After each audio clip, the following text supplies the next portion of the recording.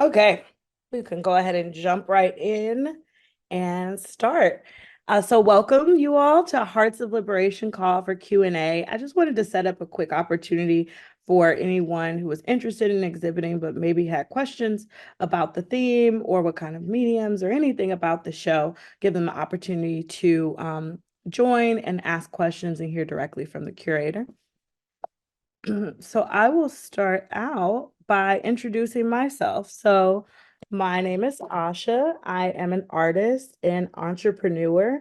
I won't read through this whole bio. Feel free to read through it, but um, kind of things that I really just wanted to elevate is that in my creative practice, I've often scrutinized systems that neglect the needs of marginalized community. And this exhibition really represents a deliberate pause in that. I wanted to take the opportunity to celebrate the more remarkable ways in which, despite pervasive systems and inequalities and inequities, that Black communities have actively fostered love, care, and support for one another. So, this curated collection, I really want to recognize the profound significance of collective care as an independent act of resistance within the ongoing struggle for visibility, acknowledgement, protection, and love from the world at large. Um, so that's really um, just talking a little bit more about my creative practice and what I hope to accomplish with this exhibition. What I don't want to do throughout this presentation is read the exhibition description to you. That's boring and it's available online for you all to review. So what I did here was just kind of pull out some keywords from that description that I thought really honed in on what this exhibition is all about. So it's obviously all about love, right? A celebration of radical Black love as collective care. I really think of resiliency when I think of this particular exhibition. I think about hope. I think about how love can really be a force for transformation. And I'll talk even more about that when I talk about my inspiration for this exhibition. And then thinking about how the evolution of radical Black love from its historical roots to present day. So thinking almost a timeline or any particular point in time, but how Black love has really evolved throughout time and has helped shape the world we live in today. So themes and inspiration that I wanted to talk about next is I was really inspired, especially from my time in grad school and my reading of Bell Hooks' text for this exhibition. So I posted a book here that she wrote. It's called All About Love. Now I haven't personally read the full book in full transparency, but I think it's a good book that if you wanted to read the summary to kind of get inspired by her words, this might be a nice place to visit. In this book, she explores love beyond the realms of mere romance. It delves into how love forms the roots of happiness, self-worth, compassion, and social justice. It encourages us to approach love with the intention, respect, and vulnerability. In this text, she focuses on the importance of love, community, self-care, not as an escapism or distraction, but as an essential part for changing the world. She argues that we cannot continue to hurt, undermine, and belittle each other and simultaneously build a better society. In another book that she wrote called, it was written in 2002, Feminism is for Everybody, Passionate Politics. She wrote, whenever dominance is present, love is lacking. So I just think that her text has a lot of meat in it when it comes to talking about the radical act of Black love. And I put in here, I think I really highlighted through her text, but in this works, I have no problem seeing romantic love represented, but I think that that's often so much of what we think of when we think about love. And I just think there are so many different ways to articulate love in all of its different forms, whether it be family, community, self-care, self-love. So I really just want to encourage an expansive thought around the phrase love or the word love. And I talked about this a little bit earlier, that for me, this work is really a moment of celebration and a pause from the critique of our systems. Just a pause, not a stop. That's something that I'm always going to do in my work. but I really just wanted to take a moment to just rest for a minute. Hey, Aunt Tevin, welcome. We've got a small group today. I'm so glad you were able to join. I'm going to keep going, but we are going to post this online. So if you want to check what I've said already online, it will be available for you. And then lastly, a big inspiration for this show was inspired by an organization here in Cincinnati called Queens Village. Last summer, early summer, I had the opportunity to photograph them during a summit that they had. And so Queens Village is an organization who is specifically designed to support Black women through infant mortality. Black women in Ohio have some of the highest rates of infant mortality. And so they are a group ran by Black women to support Black women. And so when I talk about looking beyond the mere ideas of like romantic love, I think they are the perfect example of this. So watching them during their summit, they brought in Black women, Black caterers, like everything was Black, and we fed each other. And they did, I photographed them doing a journal activity and a paint activity, and they encouraged each other and sat in moments of vulnerability together. And it was just so powerful. I photograph for fun, but I've never got to photograph like that type of event, and the way that you can kind of enter a real intimate space with someone when you are behind a camera lens. I just felt so honored to witness and capture the work that they do, and just see the way that they supported one another. So this work was very much inspired by them and their summit, and just wanting to just breathe for a minute and celebrate all of the beautiful things that we do to support one another. I've talked for a bit. I'll pause for questions before I move forward. Any questions around the theme?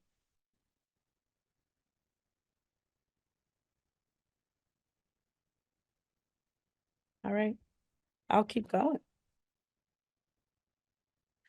All right, so feature artists. So this show is a compilation of selected artists as well as an open call to artists.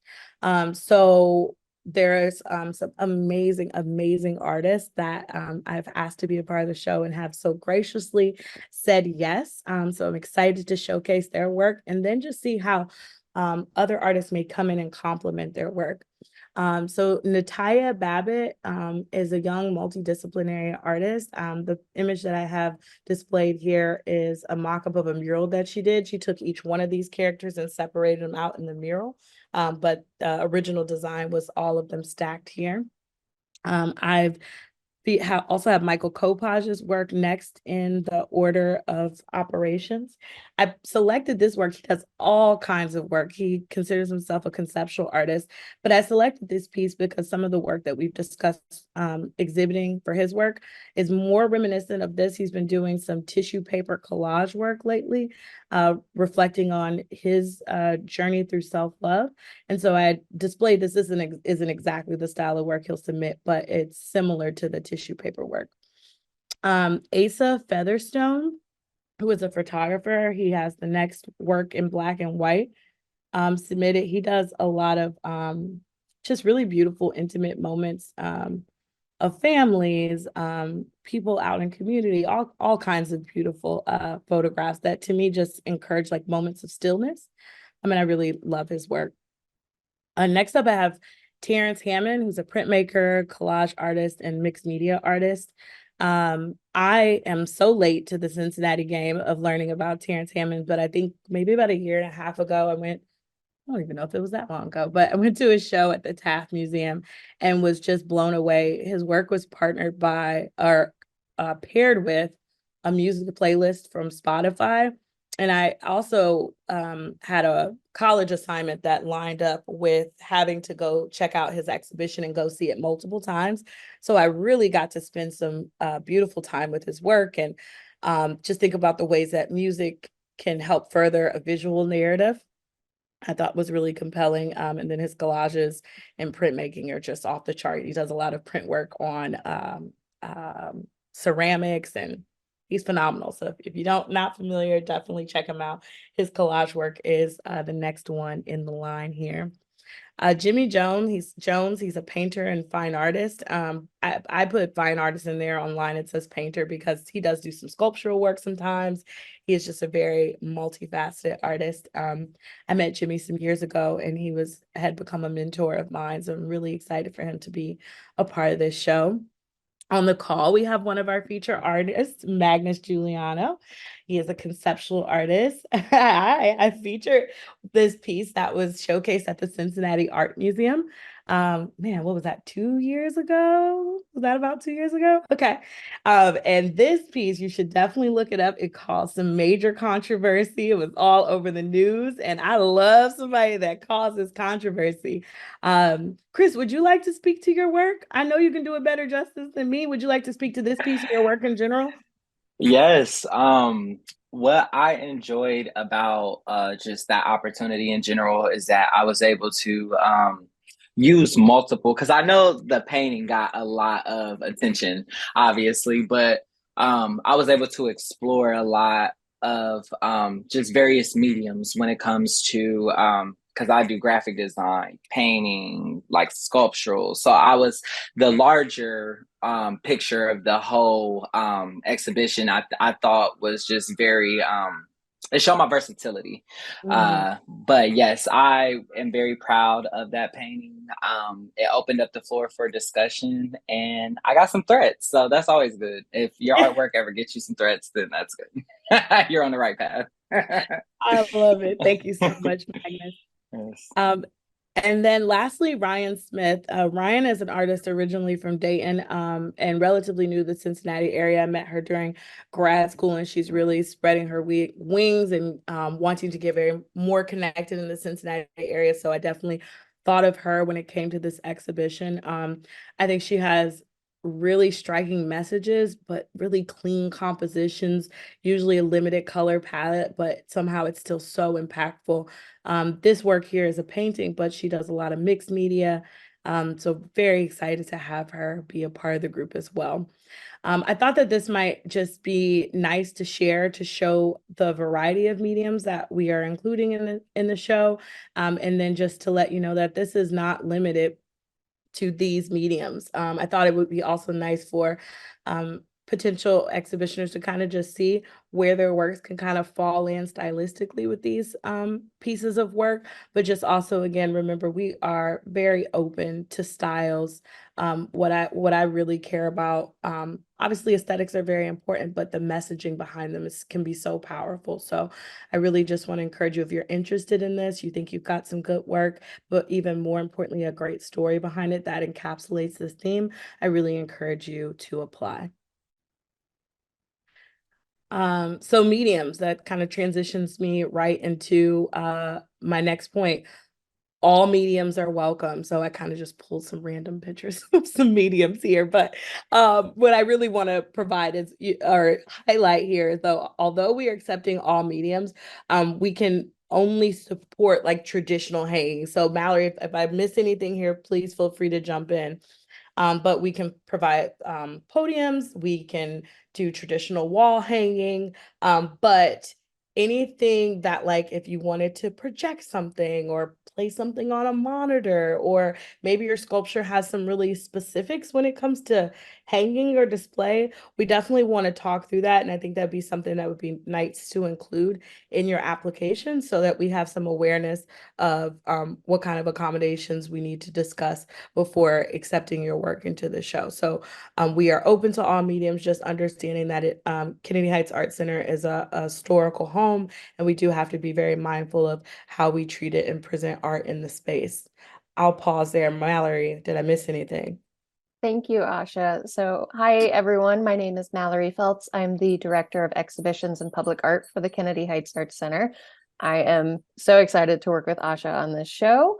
Really looking forward to all the amazing work that I know is going to be submitted for this really great theme of a show.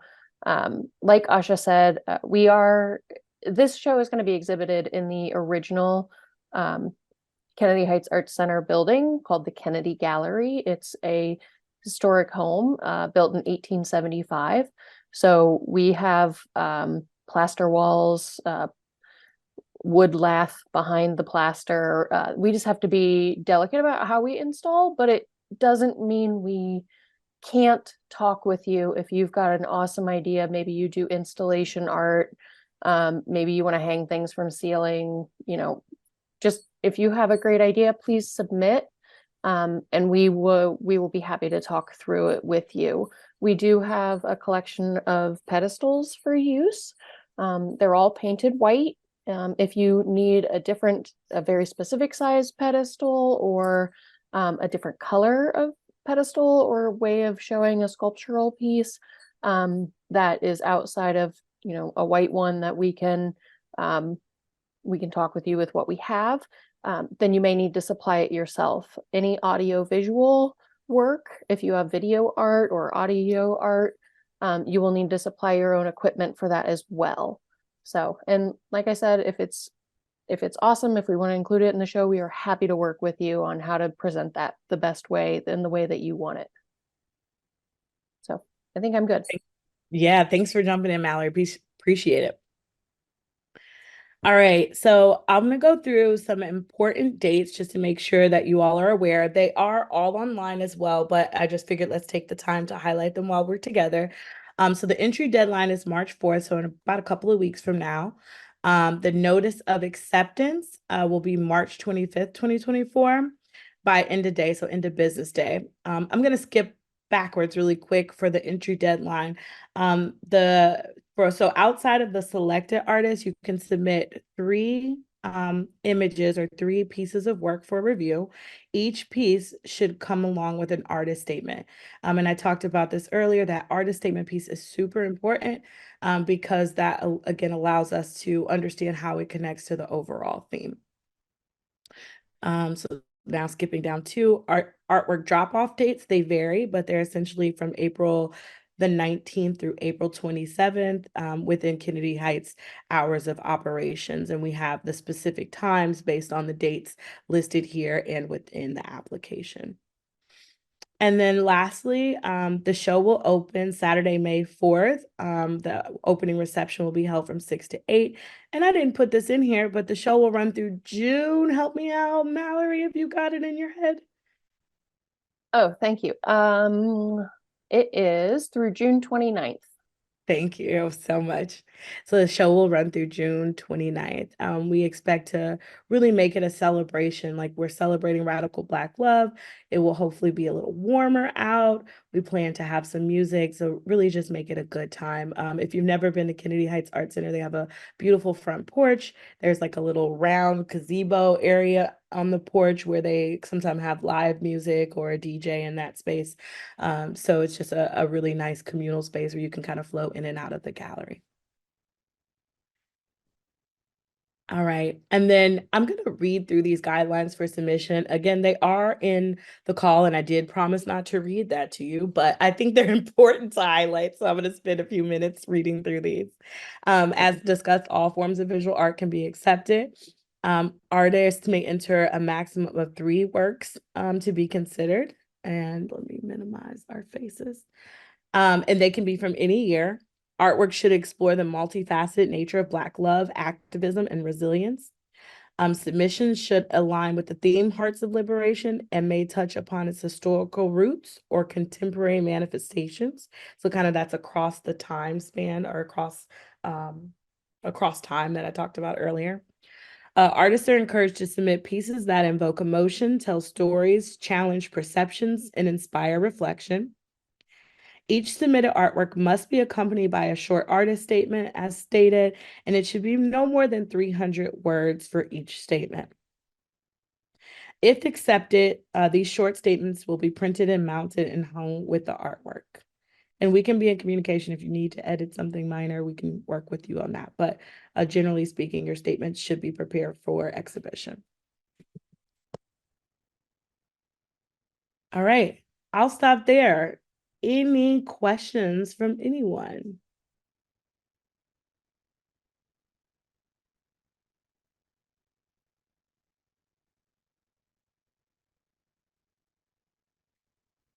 Okay.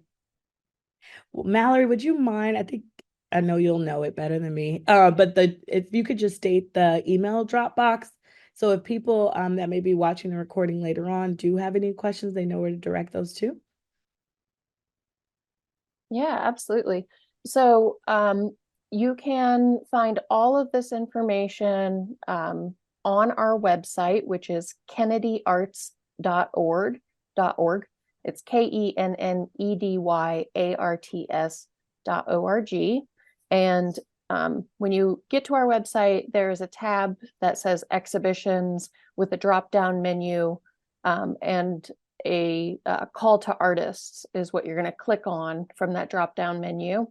And you'll find all the information, all the details, and a downloadable PDF that tells you, how to name your files, what all to submit. We are taking primarily email submissions. So you're going to email it to curator, CURATOR, curator at kennedyarts.org. If you have any questions, or if you don't have access to the internet, or you're having issues with emailing, give me a call at 513-631-4278. We want to make sure that you get your work submitted if that's what you want to do. And if you're having issues, we're happy to help you.